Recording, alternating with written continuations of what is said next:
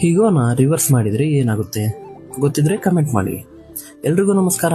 90 days transformation ಸೀರೀಸ್ನಲ್ಲಿ ಇವತ್ತು day 16.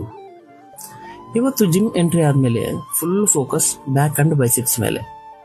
As usual warm up ಆದಮೇಲೆ weights ಕಡೆ ಹೋಗಲೇಬೇಕು, ಸೊ ಅದೇ ಮಾಡಿದ್ವಿ ನಾವು ಕೂಡ. ಈ BB ವರ್ಕೌಟ್ ಅಂದ್ರೇನೆ ಹಾಗೆ, ಒಂದು ಕಾಣಿಸುತ್ತೆ ಮತ್ತೊಂದು ಕಾಣಲ್ಲ.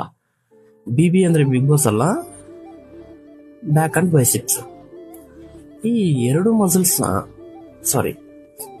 ಮಸಲ್ ಗ್ರೂಪ್ಸ್ನ ಎಷ್ಟು ಚೆನ್ನಾಗಿ ಟ್ರೈನ್ ಮಾಡ್ತಿರೋ ಬಾಡಿ ಅಷ್ಟು ಚೆನ್ನಾಗಿ ಶೋ ಆಗುತ್ತೆ. So don't miss it. ಜಿಮ್ಮಲ್ಲಿ ಯಾವತ್ತು ಹಿಗೋಮ್ಯಾಟರ್ಗೆ ಹೋಗಿ ಹೆವಿ ಲಿಫ್ಟ್ ಮಾತ್ರ ಆಗಬಾರ್ದು, ಹಾಕಿದ್ರೆ ಹೋಗೇನೆ.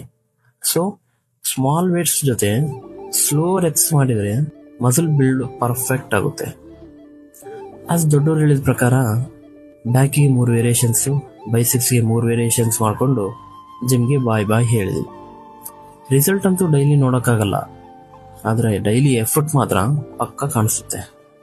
ಸೊ ಡೇ 16 ಹೇಗೋ ಕಂಪ್ಲೀಟ್ ಆಯಿತು ಇವತ್ತಿಗೆ ಅಷ್ಟೇ. ಮತ್ತೆ ನಾಳೆ ಸಿಗೋಣ. ಅಂಟಿಲ್ ದೆನ್ ಬಾಯ್.